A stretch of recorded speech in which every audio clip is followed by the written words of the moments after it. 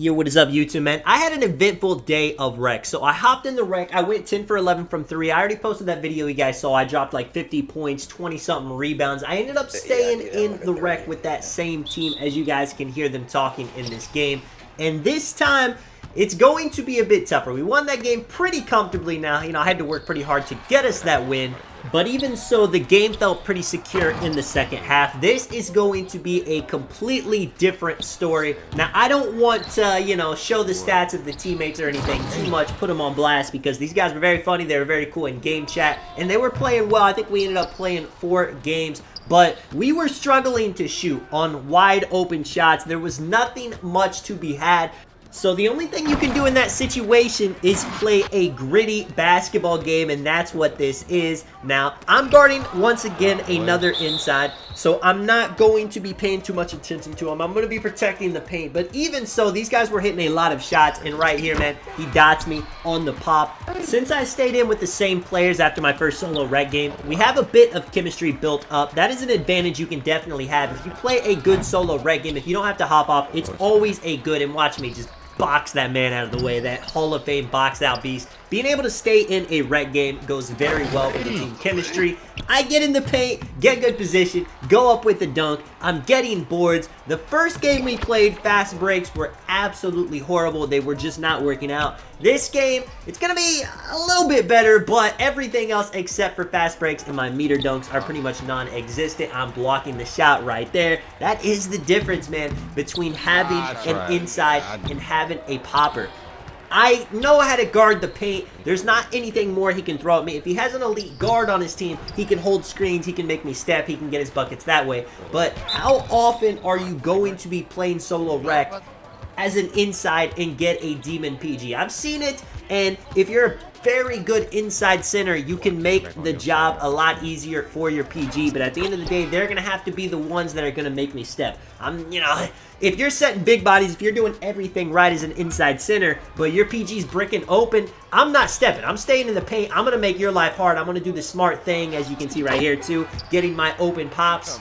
I wanted to show you guys some more of the game as well, but I'm not going to lie to you guys. It was just some ugly basketball. A lot of just wide open misses. A lot of just nothing going on offense right here. A lot of it is just me getting offensive boards, going up with the standing dunk meter, getting open on my shots, you know, hitting the Bob Cousy free throw right here to bring us back to within 3. But whenever you're missing open as a solo rec team, there's not very many people getting back at all. And that's mainly what the other team is scoring from. I'm thinking in my head, every single time we miss a shot and I don't get the offensive rebound, that is a 6-point swing. So I'm trying to prevent that as much as possible. And whenever we do miss, sometimes there's a frustration foul, which gives them a transition take. But as you can see, man, as this day went on, as we were playing all these rec games, he ended up being my fast break guy, ended up working the best between us two. He had some dunking on his build as well. He also could space the floor. He wasn't just an inside power forward. Now, his jump shot was a bit slow, and he wasn't able to hit them all, but that is absolutely fine. Me and him just worked well with each other in these runs. I pop, he goes in, I go in, he pops. I was actually thinking of a more complex way to put it, but I mean, that's just pretty much what it is. We get another board, we're out on the fast break. They're starting to get back because we're starting to make a comeback getting these buckets, and as you can see, man, I think that was my small forward. He ended up having a very rough game, but he was kind of like an inside standing dunk, like 6'6". I don't know what he had, but he loved being in the paint, getting those standing dunks as well. Going to the post top, like I've said in previous videos, this build in particular does not have the post control, so it's not going to be my go-to move to go to the post tops, post fades, but if I get them open, they're in every single time. Just like those pick and pop mid-ranges, I don't need to make it to the 3 every time. I'm just trying to get the for sure bucket. Whenever I can get a head of steam to whenever they start playing high on those pick and pops, I'm just going to go straight to the hoop for the dunk. Finding my PG right here. A little bit of a drifting shot, but the momentum is starting to happen. You can see the gold dimer too is always a big boost to your teammates shooting.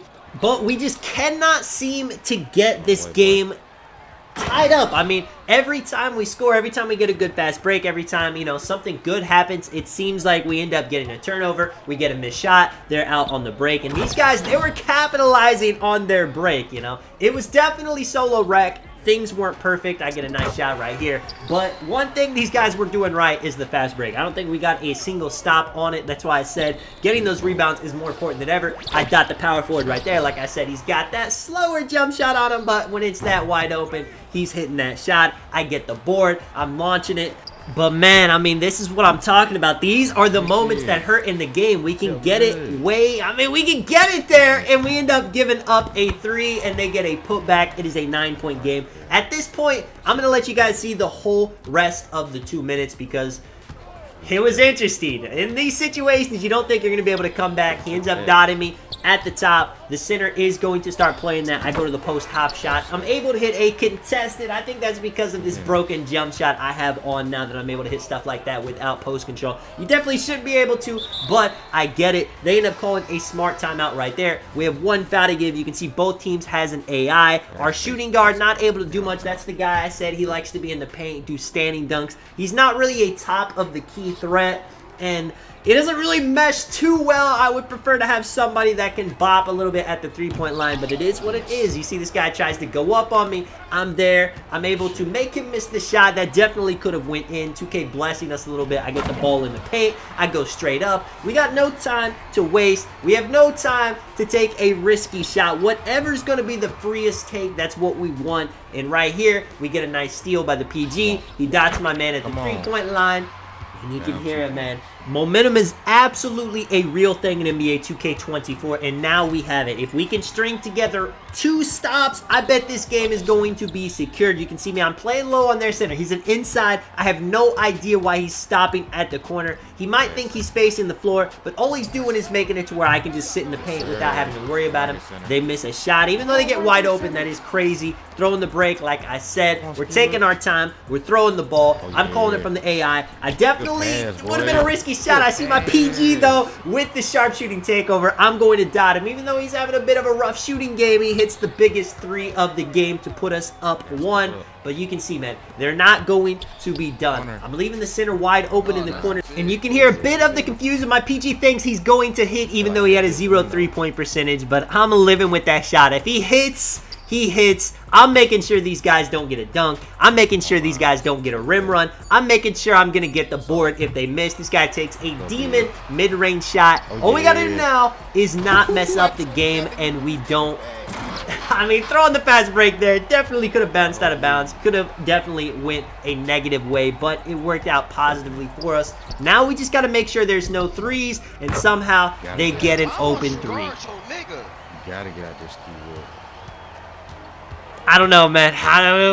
It's right here, though. We got to score to secure the game and get a stop. Easy pick and roll. I get the dunk. 15 seconds left. You can see, man, they're yelling at the shooting guard. Stay on his man. He's open. Get yours, bro.